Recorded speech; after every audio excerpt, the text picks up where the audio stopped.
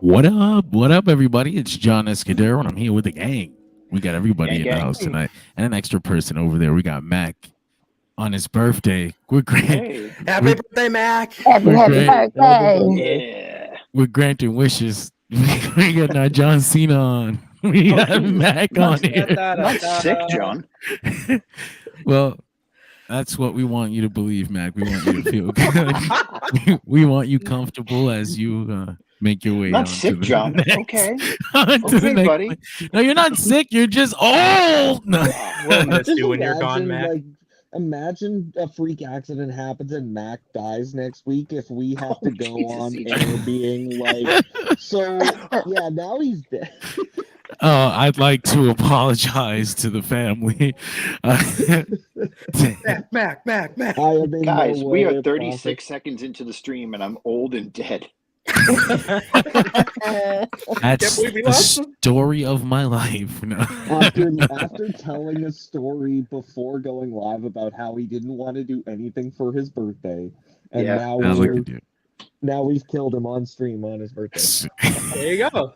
We went from your birthday to your death day. Perfect.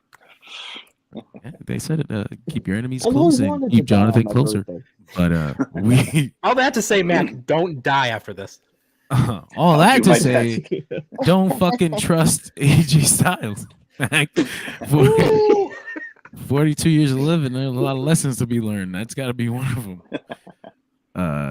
I realized. Segue, by the way. Proud of that. Thank you very much. I realized though, as it always happens. It's a realization that always happens midstream where I ask Nick to help me upload the stuff, and I'm like, yeah, that's very convenient. And then I go to use it, and I realize, oh, he's the one who has all the access now. So Nick, you will be playing the role of my lovely assistant today. He's beautiful. Nick, can you get us some? Can you show us some of that main event? I guess I will. I guess I'll recap it for you. I'm still getting used to being a host of the Smackdown show. I expect someone else. I know it's weird being on this. Like, where are the AEW pictures? I'm waiting for Dynamite. I'm waiting for Tyler to grab me by the hand and host the show, but he's not here. He's on Monday. I'm here. He's gone. I'm driving the train. AJ basically goes to the back. He says goodbye to everybody, and it was really telegraphed. And I don't want to say. And maybe it's because I've been watching wrestling for so long, but there was also a report in the middle of the fucking day that said this was going to happen. I was like, why would they say that? Like, why would you report that? Why would you be a thing? You know, we didn't post that. I didn't want, because I was like, what the fuck? Why would you say that? Like, this is what's going to happen. AJ's going to fake his retirement today. Like, thank you. It's going to happen in 1 hour. I will literally just watch it. But, but so that kind of got ruined for me. But it was pretty solid. If you guys did all of you think that this was gonna go the way it went? Oh yeah, 100%. Sure. Okay. Yes. However, when they brought out Anderson and Gallows, that's when I was like, "Is there a chance this isn't happening and this is going to actually be real?" And then when he brought up the line about his kids, that's when there was a little bit of doubt. The seeds of doubt were planted into my brain, so to speak. That's cool. I'm glad you had that. I didn't get the doubt at all. As a matter of fact, when Gallows and Anderson came out with him, I was like, oh, they're all gonna fucking turn heel together. I was like, well, I thought there was a magic killer coming for sure. I did too. Could we appreciate too that like Carl Anderson didn't need to be there? Like, look at Luke Gallows. His wingspan was enough to completely block the aisleway. Anderson was just not needed. Large arms. What kind of animal has arms that large? What kind of animal are you? That's crazy. They should put a mask on him and call him Kane one day. But so the second. Carl Anderson's kind of morphing into that guy that helped the bad guy in Logan find the mutants. That's Caliban. Caliban. Yeah, so AJ makes his way out to the ring. He says, I'm too old to be waiting for another world title shot. So last weekend I was with my son. I was at his party. I realized I missed too many of these. I'm gonna go home, be a phenomenal father, but I'm gonna call Cody out here first. Cody should have been suspicious. Like, why does he have to call me out here? He's talking about his son and shit. He even says it like, we've only ever had one text exchange. We don't really know each other. I'm not sure why you'd call me out here, but I'm here. Hey, you know how it is. Remember, AJ Styles was talking to his son. Cody Rhodes is the son of Dusty. And he called him little bro. I would have been suspicious. He called me a little bro. I don't know this guy at all. And of course, AJ's like, you gave me one of the best matches I've ever had, and then he, beats the shit out of him. Styles clash off the stairs. Gallows and Anderson playing defense, keeping a herd of security guards out there, and AJ staring into the camera. He never said he was going to retire. He said he was out here to do what he had to do, and he said he was too old to wait for a world title shot, and so he's going to take the shortcut. Basically, he came out here, and I've watched enough wrestling to know that when you want the title, you just beat the shit out of the champion and hope for the best. Was I the only one that thought that like Styles wasn't going to walk forwards on the Styles clash? Because then I was looking at the angle that would have potentially done. I'm like, this is going to actually decapitate Cody Rhodes. Yeah, you can't make it kill him. So this closing segment, I guess I'll start with Brittany. What'd you think? I thought it was pretty cool. Of course, it was predictable. Obviously, even if it wasn't confirmed earlier today, you pretty much knew it was getting ready to happen. I think it's a nice continuation of Styles versus Cody. I'm not sure where is this going to happen. What's the next pay-per-view? Clash. Yep. Okay. So yeah, I think it's a nice little continuation. Like I said, I thought it was dope. And I'm a huge fan of AJ Styles, and I love this edge that he's carrying as far as like being a heel. So yeah, I thought it was dope. Gotta agree. Mac, what'd you think? Birthday boy, birthday man. I mean, yeah, I read the report from like WrestleVotes maybe like an hour before the show, and I was like, I wish I didn't know that. But having been a wrestling fan for so long, because I'm so old, right, John? Very. The Mark Henry thing is still very fresh in my mind. Like, everybody thought Mark Henry was retiring. There was no reports out earlier in the day. He just came out with his boots, and then he gave the world's strongest slam to Cena. I got plenty left in the tank, But for what it was to get to another match, because AJ is now pretty much tied Aldis's hands, I thought it was good. You know what it reminded me of? When he said the text message. You ever see those things online where they have somebody, like their boss is texting them, and they're like, hey, can you come in 2 hours early? And the person types out this whole big thing like, you motherfucker, I fucking hate you. And then they erase it and they go, okay. Like, imagine AJ, like him texting him and going, hey, you good? And him going, I'm going to beat the shit out of you on SmackDown. No, I'm good, little brother. By the way, never answer those texts, people. What's wrong with you? You wait until from JTG. You wait until 30 minutes before you're supposed to be at work, and then you go, oh, I just saw it. Listen, I just bought a 2024 Toyota, dude. I need all the money I can get. Yeah, I need to sleep so I don't die of a heart attack. Fucking CJ, what'd you think of this closing segment? Yeah, I mean, like the phrase that I used when I was tweeting out earlier was "teal is the new salmon."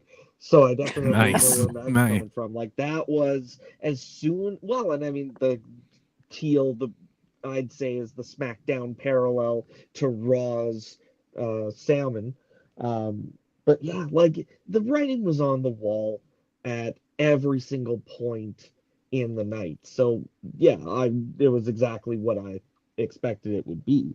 I was also expecting Anderson and Gallows to get on board with attacking Cody Rhodes after the match, and they just kind of I think it might have actually been the shock, quote unquote, of AJ's retirement and then attacking Cody. That might have been okay, we're just kind of processing it. But do you guys expect they would come on board with AJ, or would they be at odds? Yeah, I think I actually like that they played defense instead of jumping in and beating on Cody, because it closes the little logic hole of why did security take so damn long? It was obvious. We all knew we were watching the show. But they were fairly prepared. They were out there pretty fast. They just had Anderson and Gallows, some big strong defense. Dudes. Oh, they were playing defense. Yeah, they were actually they were at the ramp holding the referees and security guards from Greg I didn't see that. Yeah. Was Aldis out there? Okay. Yeah, I think he was. Yeah, him and Helms were trying to break through, and they were. That makes it a little unbelievable because Aldis is like a very large man. When it was could at least push over Anderson. When it was just the little security guards, I get it. But now I'm supposed to believe Nick Aldis gonna just shove him off. A strong breeze could knock over Carl Anderson. Pretty much. But Nick, you're the last guy. Yeah. Well, CJ, you hit the nail on the head there when it came down to basically AJ Styles wearing the SmackDown inverse, the parallel, so to speak, of what Mark Henry was wearing. So because you already called upon that, I'm going to call upon a different thing that I saw. Do you guys remember in 2005, Hulk Hogan and Shawn Michaels in the ring together on Monday Night Raw? Yes. Match ends, and they're posing. They go to one side of the ring, they pose on the other, and then they go and look at one direction, boom, and then whack. Shawn Michaels attack. Super kick. So I remember that. I had a 4th lot of July, right? Yeah, Yep. I had a lot of a flashing back there, so to speak, to the Ruthless Aggression era, and I really appreciated just all those different callbacks. I'm sure if you look back at all the big swerves and betrayals through WWE history, I'm sure they probably even had more callbacks in there, knowing how Cody's mind works. It kind of felt like it was a mixture of the Mark Henry segment and the AJ Styles John Cena segment from all those years ago, where AJ and Carl Anderson and Luke Gallows jumped him and turned heel. I think after the first match, but those are the vibes I got from it. But yeah, I enjoyed it. I had a fun time with the segment, even knowing that it was gonna end the way it was, and AJ's a weird choice for a Clash at the Castle, but the first match was fun. So why the fuck not? As far as the SmackDown roster goes, who would be a better choice? That's true. I was of the mind that they would turn Randy heel and then get into that with Cody, but I guess it's still a little early for that too. Can I just point out really? I'm sure they're still trying to figure out what's up with his knee. Oh shit, that's right. He was hurt. Yeah. I forgot about that. Can I just point out that like AJ Styles was being a complete fucking dickhead to all of those guys for like the past 3 months, and now he's retiring. They're like, no, we're good. It's like, no, motherfucker, you didn't call me. You didn't call me. Exactly. That's right, Eddie. He wasn't answering their phone calls and shit. No. Hey, they're boys. Come on. Oh, that's right. And Meechin is over there thinking that things are still good. Nia Jax. But how slighted must she have felt to be like, giving me Gallows and Anderson? What happened? Yeah, Guys, I'm here too. Yeah, it was spur of the moment thing. Anyway, I guess we could be there. If we don't have any more thoughts on the end of SmackDown, we could probably whip it back up to the beginning. Let's go. In the beginning. Yeah, let's do it. Honestly, my children were extra active for the first 10 to 15 minutes of this show. So if someone who paid more attention to this opening segment can recap it, that'd be nice. I watched it. I can tell you what happened. So do it. So Nick Aldis comes out, and he's already in the ring. They got the red carpet in the ring. He says that there was a reason why he picked Nia with one of the top picks on SmackDown in the WWE draft. He knew that she could, flourish on SmackDown. So she comes out. She talks a bunch of shit. She says that she's guaranteed a title shot at SummerSlam, and that she's hoping it's Bayley. But if it's not, it doesn't matter. She has a guaranteed shot anyway. So she calls out Bayley and says, hey, we got to talk about this. And as Bayley's at the entranceway, she gets attacked by Chelsea Green and the awesome Piper Niven. And they throw her into the ring, and Nia watches as Bayley gets beat down. They throw her into the corner, and Piper gets up in Nia's face. And Nia pretty much says, like, hey, look, you guys can beat her up and have a match with her and win the title if you want to. It really doesn't matter. I got a guaranteed title shot, so go right ahead. Chicken shit heel. Yeah. Perfect for royalty.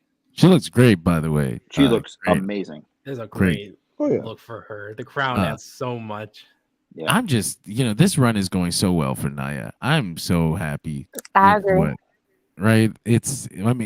Everything is working. like on all levels for her. I almost want her to beat Bailey at Yeah, me SummerSlam. too. Almost. I'm right. I'm there. I'm right there. Like we still got a couple weeks. I might go right over the line. But Happens, it happens. So yeah.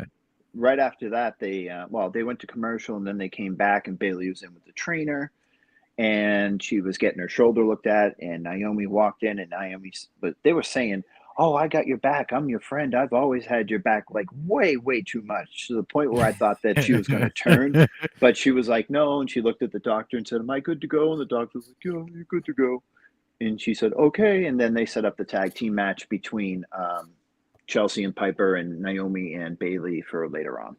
I did see that. The doctor was just kind of poking Bailey. Is it okay? Yeah. Is it good? Yeah. Are you better Yeah. now? Local kids stumbling upon a mysterious Yeah. bag in the woods. Do you need a Z-Pack? $1 million medical team. Yeah. The Naomi Bailey thing is absolutely headed towards a rematch there, right? But how do you play that? I almost don't want to see it happen before Nia Jax because it kind of gives away the result a little bit. You don't want. I don't want Naomi to lose again. Yeah, Like, but you think if you turn her heel, because they were in the ring and they were standing in the ring, and Bailey turns around and she like hits her, like not hits her, but like taps her in the chest, and she's like, "You've always had my back," and Naomi was like, yeah, just like that. So that's why I thought the turn was coming. well, she also Now lost. that She you lost. said that, Yeah. I think No, go it's ahead. starting to brew now. She'll probably start getting fed up of like being like the sidekick, like the supportive best friend. So now that Mac mentioned it, I do see that possibly happening, like her turning heel towards that point. She's definitely way too happy for somebody who lost the title match Exactly. to Bailey.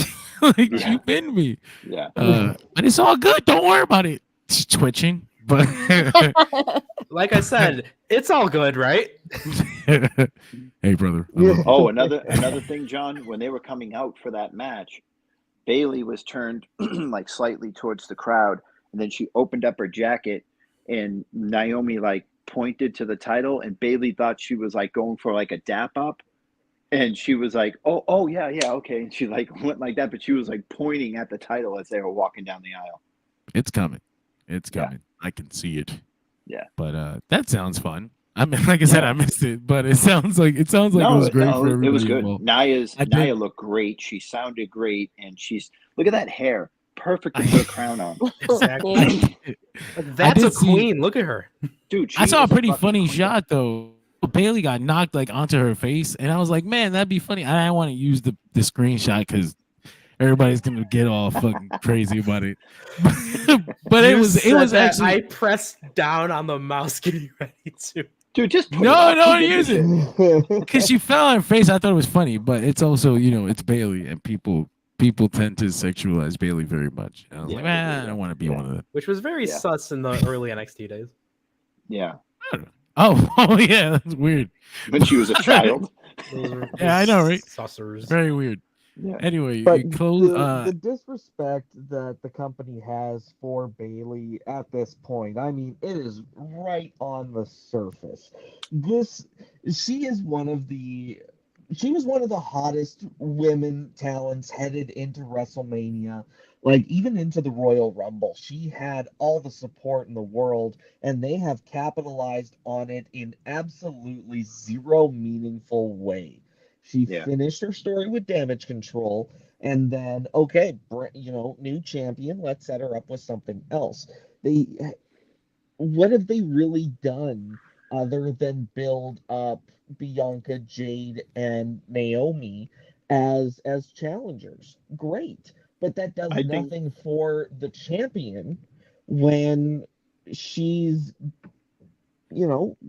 it's. Yeah, I see what you're saying. I kind of lost my thought there, but yeah. Moving Damage Control to Raw, I think it was a mistake as well, because you had a built-in rematch with Io, you had a match with Asuka, you had a match with Dakota Kai on the table. You get 3 matches out of those. One could be Good matches, two of them, too. Yeah, 2 of them could be pay-per-view matches. One could be, a SmackDown main event. And then, you move them away. You don't necessarily have to take them off, but now there's no possibility of those 3 great matches, No, that's very true. I agree that they did end it too soon. I think they did have a lot more unexplored territory. But at the same time, you make your bed, you lie in it, and so far it feels like they're still trying to figure out what sheets to use. It's so weird because when you make a move like separating Damage Control from Bailey, you would think that means that they have something concrete planned and we know where we're going after this. No. But she's been floating for fucking how many months? Like, it's been 2 months almost. Dude, I thought they got a plan for groups? They fucking got Killer Cross at an ice cream machine trying to recruit the New Day. That's actually really weird and awkward. He's like, hey, so maybe? Yeah? No? Okay. No. Remember when they said Cross was going to be safe because Triple H is in charge? Bro, Triple H, this Damage Control story was the first baby, like his first. In when he got creative power, that was the first story that he took and nurtured and stretched out and grew for a year. It's crazy that he just let it die like that. That's why I thought the Bailey, because you noticed that she wasn't on any posters, and that became like I thought it was a tag. I think they legit just don't want her on the poster. What the fuck? Oh, and like the perception too is now that you've shifted Damage Control away, it has that perception that they're done. They don't have any more business to resolve with one another. But I mean, I feel like they don't now. It's been too long though. I mean, I guess you can always have them come back and just beat her up because they're bad guys. But like them, you know. But there's not that many. There's not that many like top believable female heels on SmackDown. I mean, it's good that for Piper Niven, it's good that they moved Damage Control away because she was an enhancement talent, and now she's getting like a legitimate push with the champion. You got Tiffany Stratton, who's already failed twice at winning the title, and you got Chelsea Green, who damn it, watch your mouth. But you got Chelsea Green, who is a comedy kind of like Santino Marella, but female. She wins sometimes, Santina? but but who's like another? I think you could turn Naomi like mega heel, man. They had the two, fuck, I forgot their name, the witch girls. Isla Dawn. Alba Fire is the one that I forgot. I know she's Kayla Ray, but I can't. What the Alba Fire? But John, now they're backstage acting like they're not witches anymore. That they're just like regular not? people. No, oh, they're on TV again. I haven't seen them in years. They were that one time outside Nick Aldis's office, and to the best of my recollection, they had not been back since. They must have said something fucked up to him. They got drafted over to Raw. Because every time you saw them backstage, they were wearing like the witchy hair and everything. And then the Isla Dawn walks up and she just looks like a redheaded girl, you know? And she's like, yeah, like get they're out of having here. regular ass conversations. Yeah.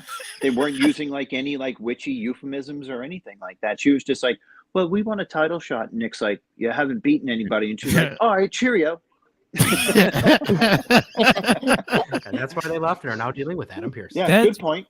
That's actually messed up because Kaylee Ray was like a really good heel. Like she had this grit about her and like she was tough. Like I believe that.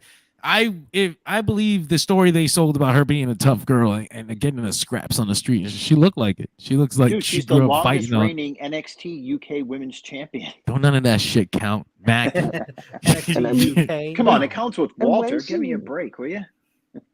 But when she made the jump to American NXT, she had a lot of that same. Yeah, I heard that too. Sorry. She still carried that style with her for the first little bit. So yeah, when she came out with the baseball bat against Mandy and everything. So Hagrid found her. You're a wizard. Yeah. You didn't know. Yeah, that's a good point you make. There's not a lot of heels on the girl side on SmackDown, but that's something that can easily be fixed if you put a little effort into it. They got Candice and Indy over there, even though they kind of treating them like a joke. Kind of get into that in a second. They said that Candice has a knee injury. Oh yeah, they did say that. Yeah. I wonder if that's a thing or if she's just home. Yeah, I don't know. But we had Tommaso Ciampa defeating Austin Theory in a pretty freaking good match. Yeah, I thought it was really good. The ending I didn't expect that we were gonna head in this direction already. Actually, this kind of surprised me that Austin Theory overhears Grayson Waller saying like, Austin's only. I think he said he only matters because of Grayson Waller rub or some stupid shit like that. He yelled to Wade Barrett, like he goes, he's been holding Ciampa down for years. Gargano's been holding Ciampa down just like I've been giving Austin Theory the Grayson Waller rub. He was a nobody before me, and then Austin Theory stood up and was like, "What did you say?" Oh, you can hear me? I didn't think they mic this up like that. But yes, I'm surprised that they're headed towards breaking them up. I'm like, well, you know what? If we're gonna break them up, Austin Theory back with the way. I'm not ready to see him flying alone and taking up TV time again by himself. Reunite with the way. That'll have some nostalgia attached to it, and maybe it'll give him even a little more significance than he had on his own. People love Gargano and Ciampa. Yeah. Also, did anyone else notice the San Antonio Brahmas? Oh wow! Oh, is this the Rock's thing? Shit, yeah. That's the fuck, and they're called the Brahmas. Brahmas. He can't help himself. He can Shout never out to the help. Battle Hawks. That's crazy. Battlehawks and the Brahmas. Battlehawks and the Brahmas. He can't help himself. He's he getting really too can't. silly. Yeah. He's like, what if one of them are?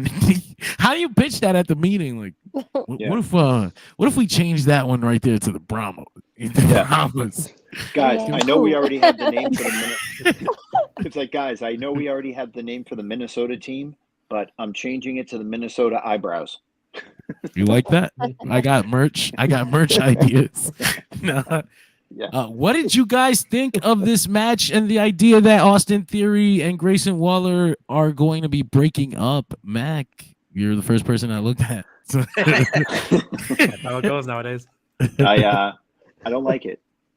I don't like it because, like you said, like they have Candice and Indy doing their own thing as heels right now. They got Gargano and Ciampa as faces, and Theory is a heel. So you would have to turn Gargano and Ciampa, which I could actually see happening. But I think, like you said a minute ago, very smartly, I don't want to see Austin Theory out there by himself being a charisma vacuum in, and just wrestling regular ass matches, the Austin Theory match, not that he's not good or anything like that, but he's very paint by numbers, and I don't know, man, they don't exactly have go away heat for me. I see them and I go, oh shit. But then when the match is going on and like, it's either a tag match or a singles match, you always have the variable of the annoying guy on the outside going like, yeah, you like that. Yeah. And I'm like, I like this because I want to punch them in the face as hard as I possibly can. Guy's drinking out of a shoe. Kind of hit him. But I don't like this, man. It's too early. They've only been a team for like 6 months. I don't like that, man. I don't like it at all. It was weird for them to win the titles in the first place. I'm not gonna lie to you. Exactly. Yeah. So why would you give them those nice ass titles? Why don't you give those to somebody like the Street Profits first, or I'm saying the Street Profits are standing right there. That was my thing. Them on DIY. Yeah. Guy, how do you? DIY as DIY winning the world tag titles, if they're failing for the other belts so many times, it's a little weird for me because it's like that means like this is like a difficulty level like under like these secondary tag titles. Go like, from legendary down to heroic. We sucked at that one, so we came down here to take this shit. So that's a little funny feeling for me, but I guess if you ignore that, then it's fine because Johnny Gargano and Tommaso Ciampa are awesome, and they should be tag champions, and they should have won at WrestleMania then. But here we are. But I guess I'll follow up. CJ, what did you think? I thought it was good. Like the match itself. I've long time viewer of NXT, so I was well familiar with both of these guys. And I agree. I think it is too soon to split these guys up. One, because I also agree that Austin Theory on his own is a bad idea. And two, what do you do with Austin Theory on his own. Like, because we know he doesn't hold weight, he's gonna end up getting cut on his own. Oof. I think Grayson Waller is in a better position to succeed on his own. But if they can make this work and actually find a way to get people invested in Austin Theory, then I think he will actually have Grayson Waller to thank. Then he would have really given him the Waller rub. But Brittany. And have that not be a sorry, CJ. euphemism. I thought you were done. Oh, no, I was. But, okay, I read that right. Brittany, what'd you think? Okay, so this is the one I actually got distracted from, so I did not see it, but I do agree with Mac and CJ. I think it's too soon for a split. Some people just mesh well with a partner, and I think Theory is one of those people, so I do think it's too soon, but we'll see how it rolls out. Agreed. Neek. Yo. You know, I definitely agree, Brittany, CJ, Mac, with everything you guys said. I think it's a lot of people here. It feels like a WrestleMania stream all over again. Yeah. But yeah, I agree with you guys that I don't want to see Austin Theory solo. And at the same time, I never thought about it until you guys brought this up. I prefer Austin Theory not solo, but I prefer him with somebody. You know, he's much better when he's with Grayson Waller. You know, I enjoyed him when he was a part of Seth Rollins' group when he was the Monday Night Messiah. You know, I enjoyed Austin Theory even as a part of that weird clique that Andrade and Zelina had during COVID. I forgot that happened. Like I've always preferred him with people, and I never thought about that until just now. And I think that's definitely something that they should try to maintain. And I don't want to, like, you know, pigeonhole him somewhere, but I think Grayson Waller can easily work on his own. I mean, he's already done that and succeeded in that, in my opinion. And the match in general, it felt so standard WWE opener, I guess. And it also felt like the match that a previous showrunner might have put on first, if you know what I mean. Ooh, that's nasty. And Nick, speaking of that too, but do you think that the initial Austin Theory singles run is now looked back on because he had the stink of being attached to Vince McMahon and being Vince McMahon's chosen one? I think there was always that stink that was going to be attached to him regardless. But at the same time, I think because he had such a big spotlight shown on him, he's a young guy. I mean, it's crazy that I'm an old man myself and see wrestlers who are younger than I am, you know?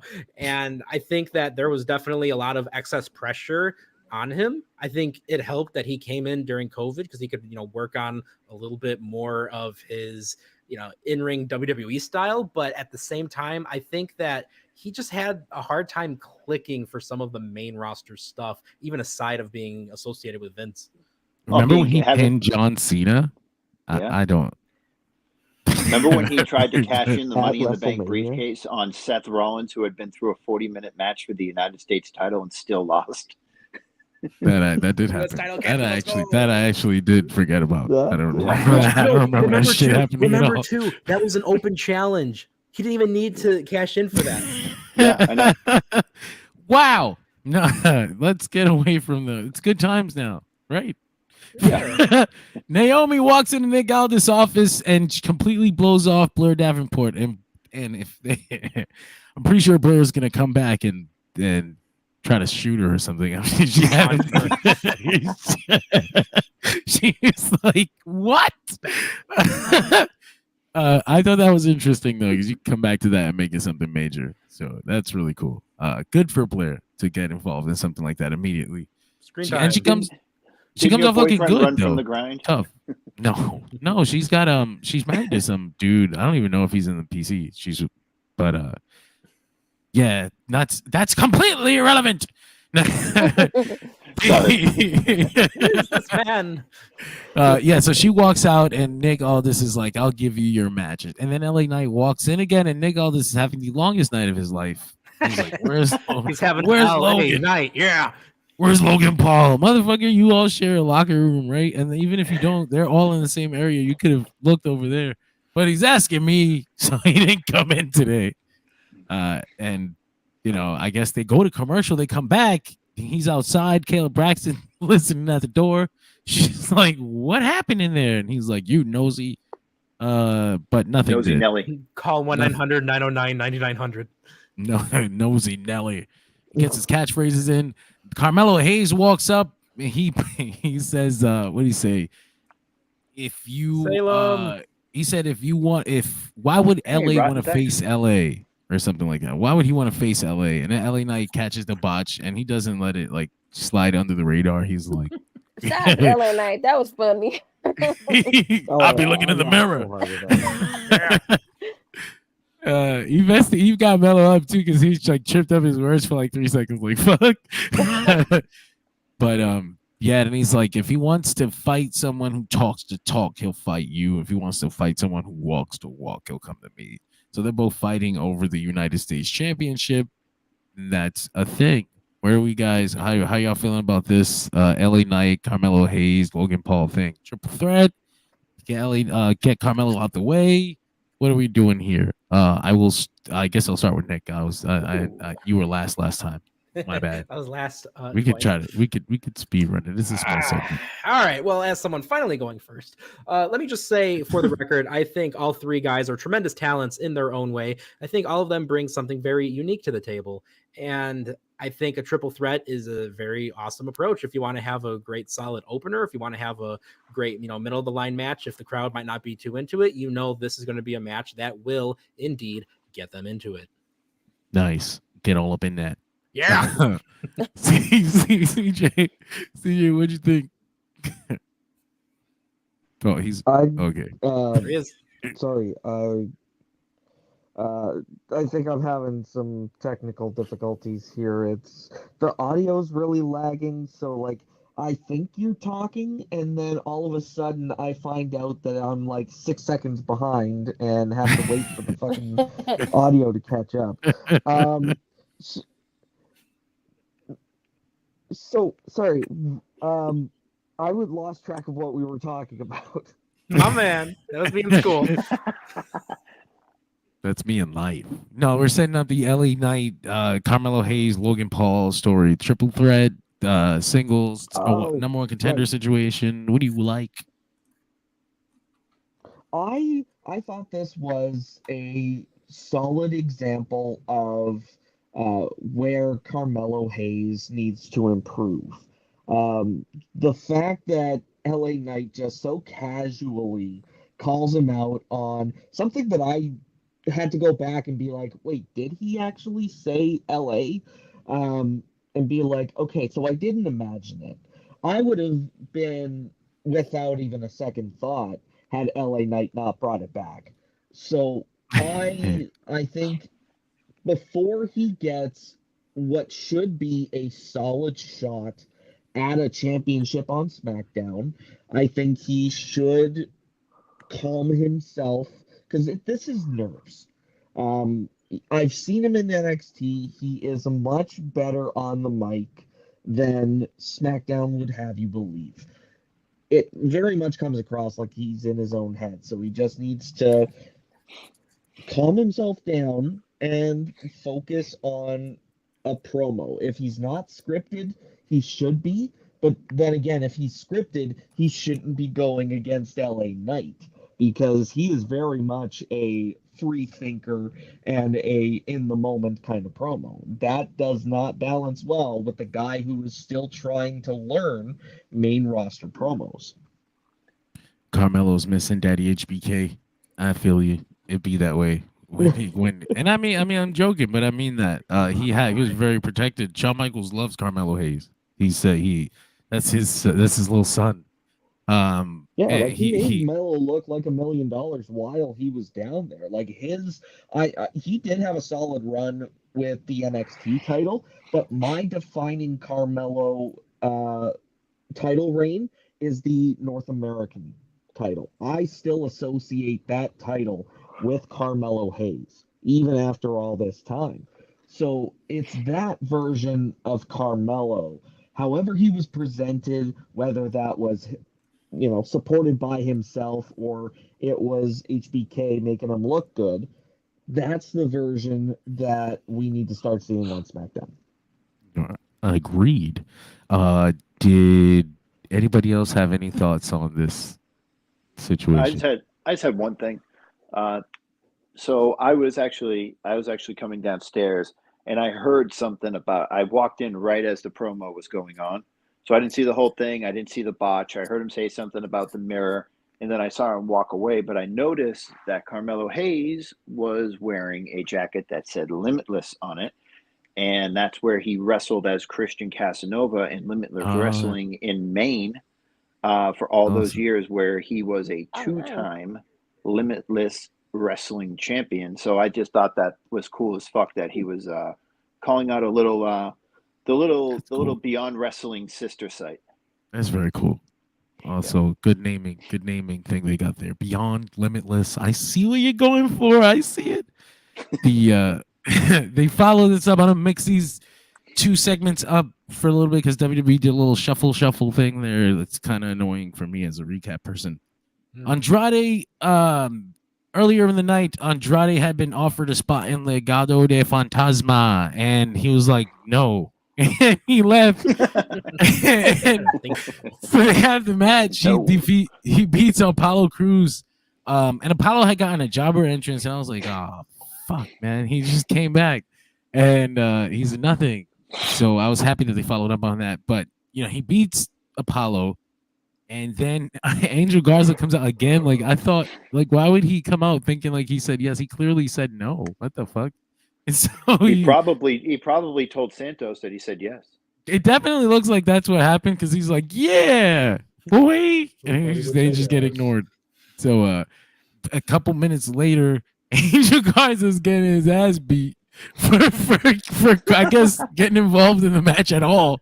Apollo Crews is furious. So I was happy to see Apollo Crews doing something because I was very worried he was screwed. That Jamie Noble? Yeah, it was Jamie Noble in there. Yeah, it was Jamie Noble. And we got a little Nate, so a couple WCW guys. Jamie. Yeah, love Jamie Noble, man. Gregory Helms was in there too. WCW is still representing. Don't forget Air Styles at the end. That's right. That's right. All right. I mean, it was pretty. Paulie dangerously. Pretty short stuff here. Did anybody have any real significant thoughts about this? Yes, absolutely. This was the match I felt should have opened it. I dug it, and I appreciate that we still got to see Apollo Crews, even if they did give him that jobber entrance. It feels like he's only been relegated to main event for the last several months, which is such a shame because remember when the brand split was reignited and they wanted to make Apollo Crews a big deal on the blue brand. Remember they had him win Apollo. They had him win that Battle Royal to go and qualify for the 6-pack challenge. To take on Williams as a bodyguard. Yeah, that was weird. Actually, that was weird. That was the last gimmick. That was the Vince pandemic gimmick. Dabakato. Yeah. He got released. He did, didn't he? Yeah, I just felt like Angel was sent there to get a yes. He went back to Santos and he said, "Oh yeah, he's going to join. Don't worry about it. Yeah, everything's fine. I'm going to go out there and help him later tonight. And he's going to walk up here and join us." And when he didn't, he turned around and was like, "Motherfucker, I thought." And he's like, "No. He did say yes. I'll just, I'll go fix it." So he told him yes right off the bat. This is why you, as a wrestler, should be watching the fucking show. They covered it clearly at the beginning of the night. Yes. I mean, did anybody else have anything significant to say about this? Because I thought the next. I'm basically just jumping on that. I love seeing Apollo Crews doing something. I thought he got whatever rehab to his character he needed going back down to NXT and then coming back up to Raw. And then just nothing happened. So how many more times are the powers that be going to be willing to let him flounder before they say, all right, go wrestle somewhere else? Yeah, and he's one of those guys that I thought WWE picked up too soon, way too soon. If he had spent 2-3 more years developing his craft, he would have he would have been so much better off on WWE television. But it is what it is. Even then, remember they boosted him from NXT very fast. That's what I mean. Like that, they had so much faith in him, but it was like way too soon, and then he ended up not living up to those opportunities because he wasn't ready yet because they signed him way too early, and that ended up happening with a lot of the best people on their roster. Big muscle man. A lot of dudes who got signed way too young. That's why sometimes I get scared for Jay Malachi. Like they signed him at 19. Damn it. But we'll see how that turns out. I'm really hoping for the best. But it was this next segment that was my favorite segment of the night. Lots of lore and storytelling. The Bloodline is in the back acting all shady and weird like they're selling drugs. And Paul Heyman walks up to them and he's like, I'd like to help you. And they're like, shut up, Pet Man. But basically, he tells them we need to be ready. We need to have Cody primed for when Roman comes back. And they're like, we have Cody right where we want him. And then Heyman is like, with all due respect, who is we? And as you know, actually, as interesting as that line was, why would Heyman, what reason would Heyman have to think that Solo was talking about anybody besides the three gentlemen in the room? Like, it's Solo, Tama Tonga, and Tongaloa. They're all standing there, and he says, we've got Cody. I assume he's talking about them. Why would Heyman even, what would make him even say that? Like, but, you know, I'm thinking too hard about pro wrestling now. Unnecessary.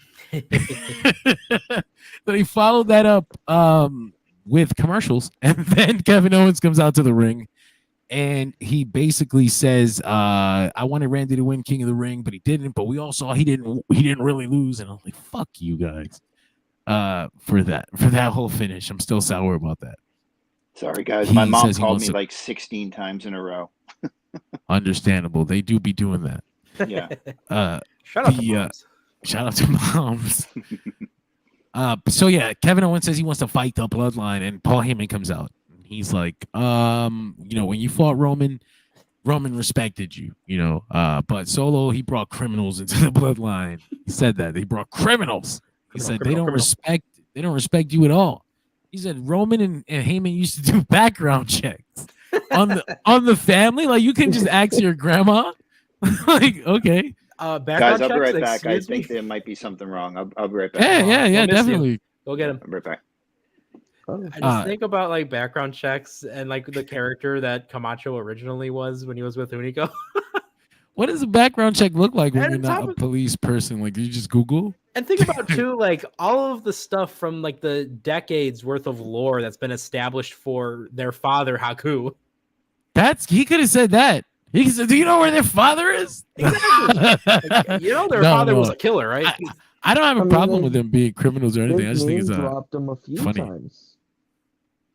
No, I just think it's funny that they're like horrifying, and they do. I also think it's funny that they do bloodline background checks. Like when you submit an application to be in the bloodline. Is that why Jacob Fatu's taking so long to come in? he's all caught up in the off his ass and sent in the paperwork. The bureaucracy is getting him. Oh, he's back. I've been there. I'm not filling out shit. This is annoying. No, but yeah, he said they did background checks because they didn't like people like this representing the bloodline. I was like, I don't like how he said that. That sounds and then offensive. He's begging Kevin Owens not to call out the bloodline. Please, they're going to do bad things to you. Like, he's basically saying they're going to kill you. Did you not see when they tried to run you over with a vehicle? And Kevin doesn't trust him. He thinks Heyman is pulling the strings behind all this. He says the bloodline has done everything to him, but he's still standing and he had a great time. But that was the bloodline. Roman Reigns and the Usos. Those are men that Kevin Owens also respects. Solo said those other guys, Kevin said Solo and those other two guys are not the bloodline. They're just some dudes I don't even want to know, and I don't want them here, so I'm going to keep fighting them. Heyman is at his wit's end. I'm trying to save you. Why won't you understand? Why won't anybody listen to me? I think he threw his microphone at him. Big mistake. Kevin Owens is probably going to eat him or like beat the shit out of him at least. And then the bloodline comes out, and then the Street Profits come out. And I'm where the fuck is Bobby Lashley? Is he hurt? Why do they keep getting involved in other people's business? And Bobby Lashley's not anywhere to be seen, but they just keep getting involved in things that have nothing to do with them.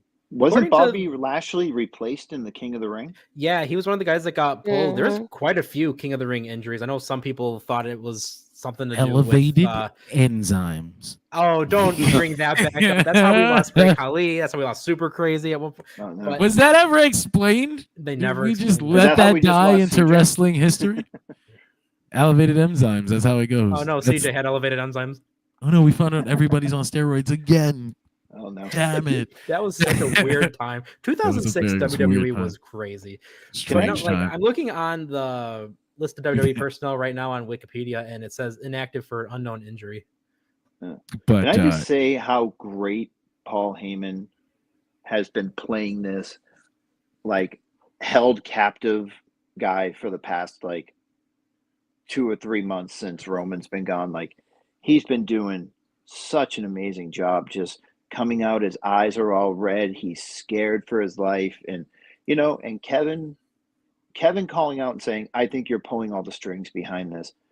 That's definitely not going to be the reveal now because they called it out. WWE usually doesn't call out shit before or telegraph it before it's going to happen. Not since Triple H took over. He's pretty good with continuity and stuff. But man, Heyman just looks like he's just a kidnapped woman in someone's basement. Man, he looks real scared. Like he doesn't know what he's going to do.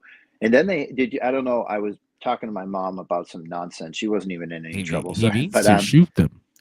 He said, really did you hear what he said? He goes, "We have Cody Rhodes neutralized." He goes, "Who's we?" Yeah, that's what I was saying earlier. I was like, why would he say that? But I do appreciate the continuity, though, when it comes down to just not trusting Paul Heyman, because there's decades worth of storylines in different promotions or real life. And exactly, Tommy stole my punchline. Shoot him at WrestleMania 17. You stole the punchline, John. Thank you. I'm sorry, Nick. It fell into my lap like a bat and crashing through a window. Yes, Father. I shall become a punchline. But yeah, I thought this segment was incredible. It was full of lore and world building and all this good bloodline shit that you used to get from peak bloodline segments back in the day. It feels so far away now. So far away. But yeah, I mean, I can't gush over this enough. This is part of that proof that Roman and Heyman are still, and whoever the fucking team was, it's Roman, it's Heyman, but I'm sure there are other members of that team that are driving that bloodline story and driving that Roman Reigns story and making sure that they're head and shoulders above the rest of the show, because that's what this was. I don't want to speak for everyone here, but so dare I say segment of the night, fellas and Brittany? Oh, yeah, I agree. I agree. Segment of the night. Absolutely. I guess there we go. I guess Brittany, what'd you think of this? I'll be right back, guys. I'll be right back. I mean, it was absolute cinema. Like, I can't believe, we've been doing this since 2020, and it's still relevant. 4 years, almost 4 years later. Like, shout out to the bloodline, because it's literally been something. Like, I've never been this invested in the storyline for this many years. Brittany, more did you layer. see? Go ahead. I'm sorry. Did you see when they did the WrestleMania press conference? Triple H was asked about the bloodline storyline, and his quote, I'm just paraphrasing, was, "We are going to do something with this bloodline storyline that is going to completely knock the socks off of everybody." Mm-hmm. And I was sitting there going well, Roman's gone. Solo just got his ass kicked in the main event by John Cena. The Usos are broken up. Like, what could you possibly do?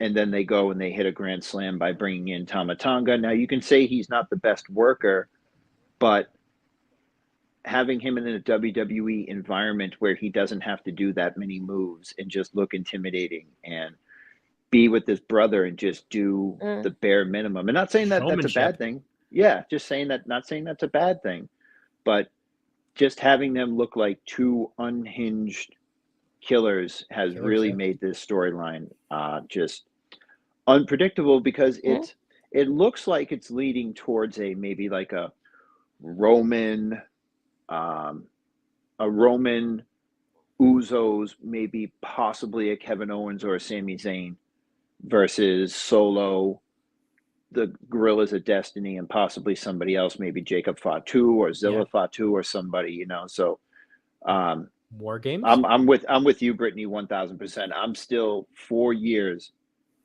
invested in this storyline.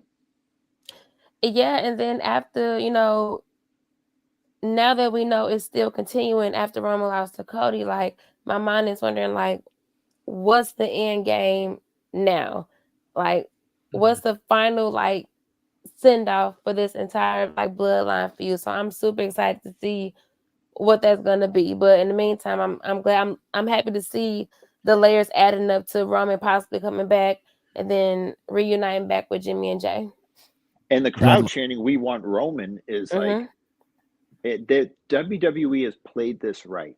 They have played every single card that they've had in their hand right. They successfully turned people who were actively like 6 months ago going, "Get Roman off TV. I never want to see him again," to "We want Roman." It's like you said, Brittany, and I hate and you know it's overused sometimes, but the word cinema I think is correct for this this throughway through SmackDown every week. No, consider this too is like the aspect of the tear that is shed from everyone that was on that 2015 WWE booking committee who would have killed to have "We Want Roman" chants. Yeah. Absolutely, Nick. Good point, Nick. Absolutely. That's a great point. Like it finally worked. They turned him heel and it made him a better babyface. What? Who could have imagined that? It's not like people screamed that for 5 years straight or anything like that. The Rock, really? Ooh. Nothing. It's crazy. Anyway, People what they want? What? So I was gone for a second. Did we all get to talk about that segment? Did we all? Yeah, me and Brittany was just expounding upon how it's 4 years in, and with this newest twist, they took a relatively boring, repetitive storyline every week and just completely turned it on its head and got everybody invested again. Nice. I'm glad. I can't wait for the Bloodline versus Crip Line War Games match. It'll be awesome. We were talking now. We were just talking about the possibility of it not being Sammy being the fourth person. If they add a fourth person, maybe being Kevin. That'd be lame. Sami Zayn. So? Sami Zayn is right there. When we put together the Bloodline again for that big old baby face. I mean, you could call it a nostalgia pop. I guess it's been a fucking year and a half, 2 years by the time it happens. Yeah. Go all the way. Put them all Sammy. together. Yeah. You can go Sammy. Sammy being fully embraced and not having to worry about over his shoulder, like making the right move, making the wrong move, like full baby face Sami Zayn back in the Bloodline. That's gonna bring tears to people's eyes. Damn. And especially like Jey Uso being like, "Nah, we got one more Oos." And you could probably add. Dude, that gave me chills, Nick. You could probably add Kevin Owens too, though. I mean, you imagine how many people are gonna be in the fucking thing. Because they got Jacob Fatu, who's still got to come in, and The Rock, who I don't imagine is going to be involved in fucking War Games. I don't think the insurance company would allow that. But I'd like to see that actually. Just it brings the story full circle if you do Kevin and Sammy teaming with the Bloodline because they have the respect. They were their mortal fucking enemies. The history for Good idea, guys. I did not come up with it myself, and I will not steal it. Or will you? Maybe. I wrote it down. They followed that segment up with the Gorillas of Destiny or the Bloodline versus the Street Profits, and they were slapping the shit out of each other. Yeah, they beat the fuck out of each other. They were laying those in. I was like, whoa, what is going on? Like, what are we doing here? I imagine happening. Yeah, I imagine it was like a direct. Like a directive, go out there and I want you guys to be really snugger. And they were. They got out there. They got rough. They got dirty. It was nice. You guys remember Bob Holly? Do that. It wasn't even. No, don't bully each other. It wasn't really a dirty finish either. It was kind of, No, it was a smart finish. Yeah, Montez didn't see that. I think Tama Tonga line tagged in, so he ends up getting caught with a flatliner, which is probably a lot faster and smoother than the other thing he was going to be doing. I know I'm not breaking new ground when I say this, but the Street Profits are really fucking good. No, Mac.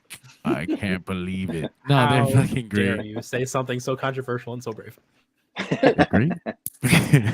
They are. I agree. I'm still just like I said, I didn't know Bobby Lashley was injured. So or I did know and I forgot. So I was like, what the fuck? This is so weird to me.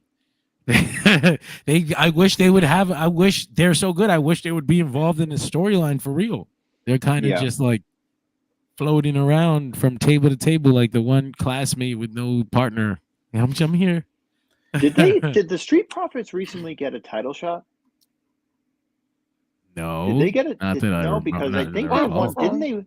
Didn't they win like a #1 contenders match, or am I just imagining things again?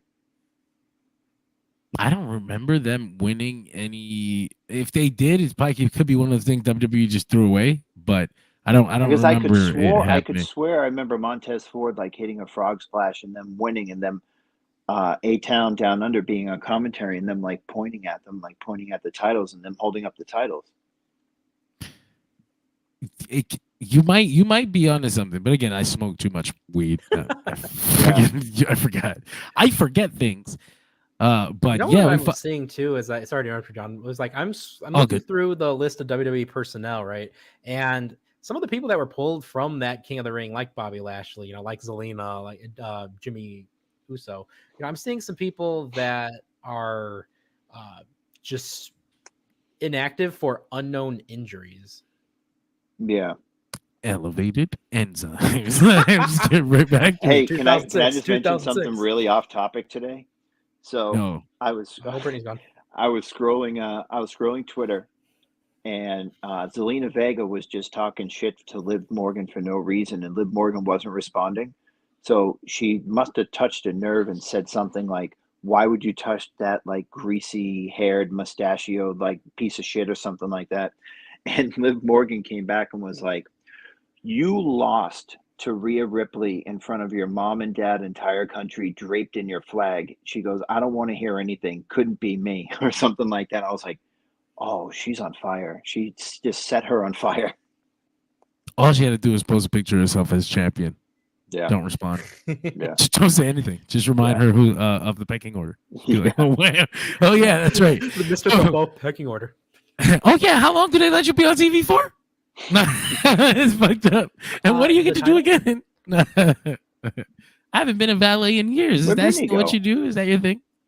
Oh, she had to walk her dog. She will join us next week. Oh, okay. Yeah. All right.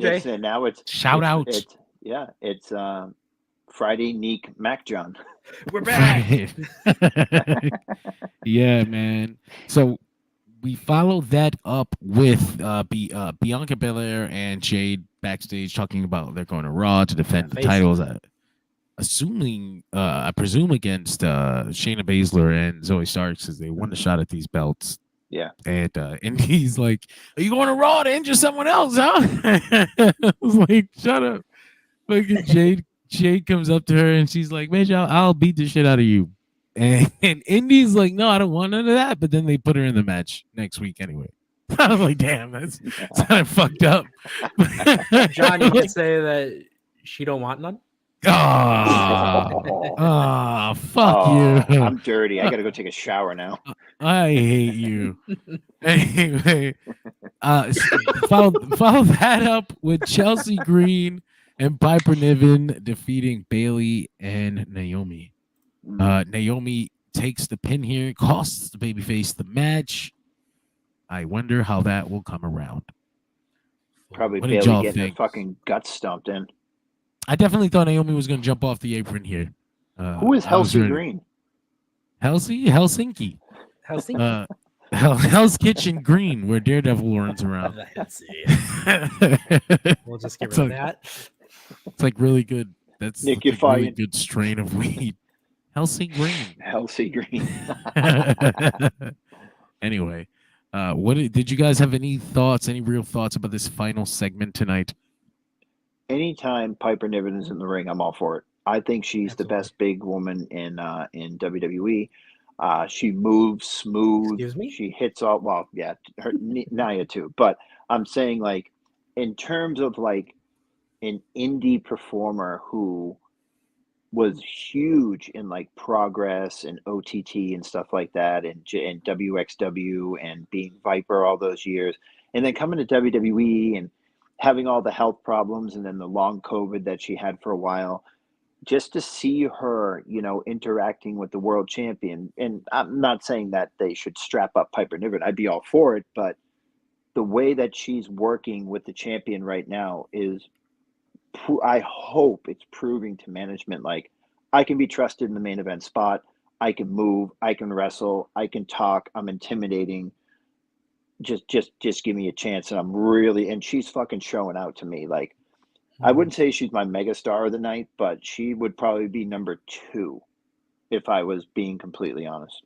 No, I agree with that. And when I think about Niven, like she just had what I consider was a pure showcase for her in this match. Absolutely. Like, we got to see her strength. We got to see her agility. We just got to feel basically what her presence was, throughout the night even. And I definitely see a bright future for her. I'm so happy we're gone from the days of the Dewdrop, and we are in the days of Piper the Viper. I just, there's something very transparent, about the whole thing. And it's like, I'm really happy for her. I'm happy that we're doing this. I'm happy that we're finally showcasing her and building her as we head to Clash at the Castle. But it's just one of those things that it feels kind of empty to me, because I'm like, if this was just happening, randomly, and they just decided that we're going to go with Piper Niven now, we're going to develop her and build her and make her featured, then that'd be fucking great. I would be so down. But it kind of, they're building her for the match at Clash at the Castle because, she's got her heritage over there and it's a good fucking story. And then when she loses, right back into enhancement talent spot is my concern. I'm like, so I guess I can just be happy that this is happening, I guess. But I hate that. It's still WWE things, so yeah, just WWE things. Yep. But for the match, I thought that I was just waiting for Naomi to turn. I really didn't pay any attention to anything else going on. I was on my phone. I was getting the shit ready for the podcast, and I turn around, and Chelsea Green is draped over Naomi like a blanket, and she got the pinfall, and I was like, oh shit. I was like, they won. Yeah. I also didn't see that coming. Yeah.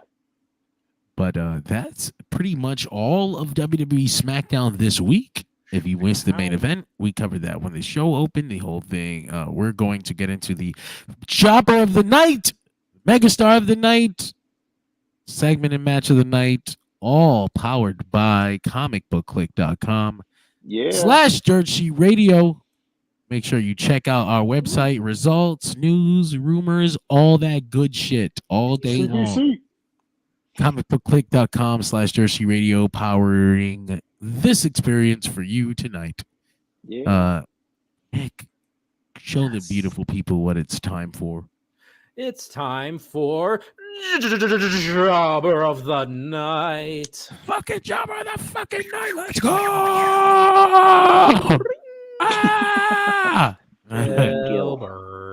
Gilbert. Dwayne Galberg. Jobber of the night. Mac, who's your Jobber of the night tonight? My Jobber of the night is the American Nightmare, Cody Rhodes, for being a stupid babyface.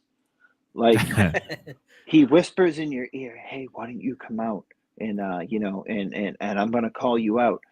Bro, you've had exactly 3 interactions with each other. You never met each other when you were the leaders, and I say that in quotes, of the Bullet Club. You've texted exactly 1 time with each other, and I think it was maybe like 10 words combined in 2 of those texts. And you want him to come out to the ring for what? If you're having an AJ Styles retirement celebration, you bring out the Good Brothers, you bring out Meechin, even though I fucking still hate her being in the OC. You bring out Nick Aldis, you bring out I don't know, maybe Jamie Noble, because they were in ROH together. You bring out Hurricane Helms. They were in WCW together. You don't bring out the guy who was still pretty much, a toddler when AJ Styles was breaking into the business. I just, oh God, I just did not want Cody to fall into the stupid babyface role, and he The just Sting. went fucking, dude, yeah, and he just went tumbling dick first into it, and I fucking hated it so much, dude.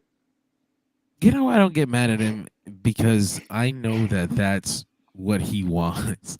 Like, I know that in his mind, this is what he's always wanted to be. Like Sting, Dusty, fucking a dumb babyface. They were both dumb babyfaces. He's got both of their hair. Dusty's legendarily dumb. Yeah. He's trusted, like he's like in story. The 4 horsemen ain't gonna kick me this time, baby. Yeah. I'm gonna give him a chance. I'm gonna give him a chance. It's like Ric Flair dancing around the ring and then coming around and punching Sting in his face. Sting is so funny. Why won't you guys believe me? Yeah. I'm leaving. Yeah. Give up the title shot. What the fuck is wrong with that guy? God, we told him we didn't believe him, and then the next week he came in and he's been standing in that fucking corner. Just not saying shit. I think he's gonna shoot up the fucking place. Yeah. He's been wearing all black and in the rafters. I'm a little concerned, fellas. Fucking scared. I have a huge gripe. Speaking of this whole thing, we mentioned earlier War Games. We're talking about Sting right now. How come at Fall Brawl in 1996 they didn't grab Mongo? They didn't, pull Benoit from his match to have their fourth guy be one of them? Because you see, it was WCW in 1996. That's pretty much your answer. The people who made the decision just forgot. Oh, shit, you're right. Yeah. You're right. It was a cool moment, but at the same time, like, it's one of those things where you have to kind of bridge the gap, so to speak, from the logic of what gets us from point A to point B in the storyline and just actual physical brain matter logic. It's Sting! But why? Hey, I remember that guy. He was on last year as Cobra. Yeah. But I guess I'll give my jobber of the night, who was Angel Garza. What the fuck? What a loser. What a complete loser. He gets told no, clearly. You're a loser. Doesn't hear it. Too scared to say it. Comes back out, gets told no again. On live TV now. He's performing. Good job, Angel. Then gets his ass beat backstage by the jobber. Good job. Angel Garza, my jobber of the night on multiple levels. Ooh. Surprise me, Neek. Give me some good content. All right, ready Good for that Nick Neek content? This is going to be the best prime Neek / Nick content for you on your birthday. Austin Theory. Ooh, that's a good one. That's a good one. I mean, look, we all talked about it earlier, including our friends who are Yep. no longer with us. May they rest in peace.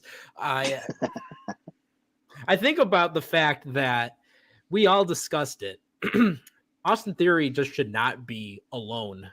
And symbolic of that was the fact that he lost this one-on-one match alone. Don't leave the child unsupervised. God damn it. And we even went to the point where we cared more about the fact that The Rock was like the San Antonio Brahmas. that happened, though. The San Antonio Brahmas. Shut the fuck up. Damn it, Dwayne. He knows what he's doing. The San Antonio $7. So that's pretty much brings us to our megastar of the night. Whoa! Nick? Who's your megastar of the night, Nick? Megastar of the night. Megastar of the night. Yeah, so as we make that song, this gives me some time to look through and say my megastar of the night, which is the one, the only, WCW's own Paul E. Dangerously, Paul Heyman. Yeah, let's go! You stole my answer. Everything you say, I'm just going to say it. I mean, what more can I say? We unanimously all agreed segment of the night was his area, and I'd say Paul Heyman did that thing that he does best. We've seen it countless times on our flagship podcast, Dirt Sheet Radio, available every Thursday morning if you want to go check that out. And Paul Heyman is just like CM Punk in the sense that we'll constantly talk about him every single week. Even if he's not even a pure topic, he's just someone that's such a, pun intended, cult of personality, if you will. Like, so much great stuff when it comes down to Heyman. And think about too, like just like his acting props, like the way he is with Solo, and then the way he was dealing with Kevin Owens from both a fearful perspective and a frustration perspective. Paul Heyman is honestly the GOAT. I will always love anything he does. And this run that he's had in WWE for the last, 12 years has been one of my most favorite things he's done in his whole career. Yeah. And especially too, the bloodline stuff, that's been killing it. Yeah. I don't know if John's back yet, but Mac, Megastar. I'm going to go out on a limb for my Megastar of the night. And I think I'm going to shock a lot of people when I say this, but my Megastar of the night is the leader of the Dangerous Alliance, Paul E. Dangerously. Paul Heyman coming out there like he just rubbed his eyes for like 40 minutes, shaking, sweating, convulsing, trying to convince a man that he is tortured for the past 5 years that he's telling the truth. You could see the emotion, the heartbreak, the anger, the scaredness, everything just comes across on TV. Anytime you see him backstage with Solo, and then Tama Tonga walks up, it's just a fucking, I know it's over, I know it's a cliche, but it's just a chef kiss for me. Like, he conveys so much emotion, man. He makes you believe. He makes you want to see more. He is doing the heavy lifting for him and Roman while Roman's out right now. Yeah. And I mean, I'm old school. I'm 42, guys. Okay. I'm 42. Okay. But here's the thing. Number of the universe. I've seen Bobby Heenan in his prime.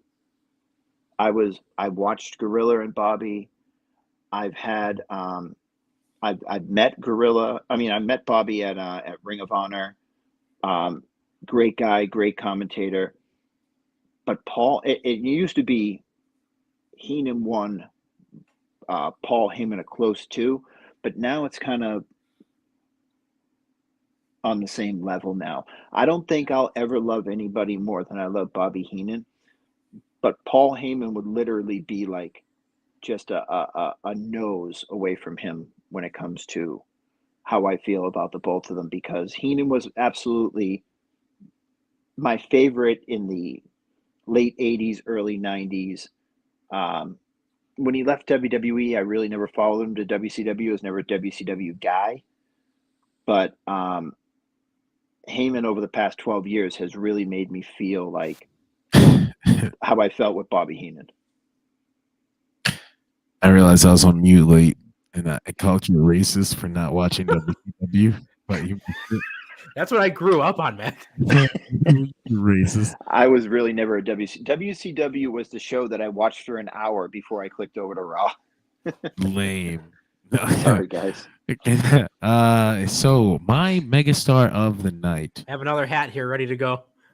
Shit, where'd you get all these? Get out of here. Nick, what's your address? WWE.com.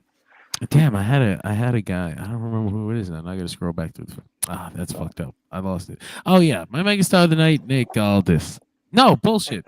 My Megastar of the night is Nick Aldis. Yeah, I know. My Megastar of the night is AJ Styles for finally figuring out that, I can just beat up the champion. Like, why am I going through all this trouble? Like, why am I going to the office? Why am I asking anybody for permission? Thank you, Jesus. Why am I asking anybody for permission? I can just beat the champion up and then get a title shot. And so he did. Hey, bros, I'm sorry I was mean. Let's Styles class this stupid, goofy, babyface motherfucker off the stairs for old time's sake. And they did. Too sweet, brother. Too sweet. We freaking hate babyface champions. Sweet. Anyway, my Megastar of the night is Alan James Styles, as named by his mother. They don't want none. Jones? Alan James, not Jones. Okay. No, that's his last name, I think. I know, Isn't it? I know, Okay. I know, man. Okay, I'm dumb. It's fucking late here. Shut up. Yeah, man. So we already picked our segment of the night. Match of the night. It's hard for me to pick those on WWE TV. Especially with this show in particular. I mean, if I had to pick one, I guess the Street Profits and Gorillas of Destiny, because they was hitting each other hard with them really nasty clotheslines. Oh man. He don't want none. It's a travesty. Yeah, man. Match of the night for me is gonna be this tag match because I have to pick one, and all of them were stinky to me. Stinky. Stinky. 2-star or not? 2 stars all across the board. Yeah. Oh, you're not wrong. Match of the night probably goes to Andrade and Apollo, even though Apollo got the jobber entrance. I really did like that match. I like my stepmother was actually watching it with me, and I said he's going to do the back elbow, and she's like, "Oh, they don't do every move in every match." I said, "No, he's going to play the hits. He'll do the back elbow." And he did the back elbow, and she's like, "Oh my God, did he really hit him?" And I was like, "No, probably not, but it looked really good." She's like, "Oh my God." So just for getting a reaction out of my stepmother, I'm going with Apollo and Andrade. Well, no, he's not that anymore. He's just Andrade. I'd be like, damn, he killed him. You see, he actually pushed his eyeball into his skull. And we'll get He's an update. been known to do stuff like that. I'll stick my thumb in your eye, you little bitch. We'll get an update on that next week. You know, honestly, Mac, I'm gonna have to agree with you. You know, out of all the matches, Andrade and Apollo was the match that I really cared about the most. And maybe it's just because I love both the guys in it, but it was great to be able to see Apollo again for the first time in months. And it's cool that Andrade is back because I keep forgetting about that. And it was nice that we can have a good, decent showcase of, you know, you said playing the hits. I think that's what both guys did in this match, and I really appreciated that. And I thought that should have been what opened the show. I think it's funny that they had this match, but they weren't planning to have this match until they put Andrade on that stupid ass speed show, and then everybody was like, "This is what the fuck Andrade came back for? Like he hasn't been on TV forever. You put him on speed." And then like the next day, they're like, no, he's him and Apollo Crews, 2 people who you forgot about. You forgot about Apollo. Nobody cares about Apollo. They're back, both of them. And hey, listen, you do what you got to do to get people back on TV. Damn it, they're back. I'm excited for them. So that's us, but that's not all. It's never over here at Dirt Sheet Radio. Eventually, we'll be a 24-hour news line. But for now, you can catch us on Monday after Raw, Tuesday after NXT, Wednesday after Dynamite, Thursday after Impact, Friday after SmackDown, Saturday, Sunday mornings, CJ and Tyler's Level Up. NXT Level Up Adventure. That's right. Coming in a couple weeks. Why didn't we make that for Friday Nick Smackdown? Not yet, because we actually have to put these little head things on all these beautiful graphics. And I hate listen, that. man. But we have to. I'm off every Friday now, so We don't have a flagship banner either. What the fuck? I don't think I'm off next Friday. I think I have to work next Friday, but I could probably make it work. But yeah, we need some Friday Nick Mac John. Whenever you're available. Yes, you're it's gonna become a always thing. Free. Friday Nick Nick. John. Oh, Nick, I'm making this a thing. Okay, there we go. And Mac content on the same night. There we go. Boom. The boys. Wednesday night, middle of the night. We didn't get to do it this week because we were fucking busy. But is Apollo doing That's So Raven's gimmick? Not yet, but he might. Just look forward and see if they're gonna keep booking him like shit. I'm leaving. But yeah, now that's us. Be sure to all the plugs. They all fit in one place. Delphin Pod shows available everywhere. Delphin Pod podcasts are found. Available anywhere podcasts are found. All about pop culture, cinema, superhero content, all that good shit. Monk.com, promo code DSR10. If you like smelly, you go get yourself some aromatherapy over at monk.com with our promo code to get 10% off. It's really cool. Cold Case Project on YouTube. Nick's brother, Tony LaRocco. You do a much better job at putting it over than I do. I was going to be like, he's got hundreds of hours of content. But you know, he really does, you know. So if you are into true crime or anything of that sort, go check out the Cold Case Project on YouTube. It is a channel that focuses on all kinds of disappearances, murders, and other cold cases. We do not unsolved talk about Bruno. mysteries. That's one of the cold cases right there in Nick's hand. It's gonna stay cold because they're not gonna solve the Nick one. That's his brother. You can't put him on blast. Well, you know, I mean, it happens to be long-term full circle storytelling. Oh, God damn it.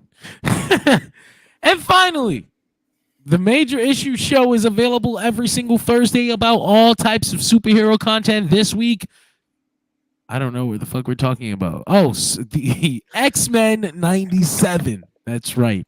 Season 1, part 2 for the final 5 episodes. If you liked X-Men, they wish. Those are the T-Men, I guess. The Seamen. The Seamen. What? That's hard to swallow, John. Oh, God. All right, I'm out. That's WWE Friday Night Smackdown in a nutsack. Thank you for joining us this week. We'll see you next week as we do. See you. Celtics in 6. Demon Devil 666. Play this backwards.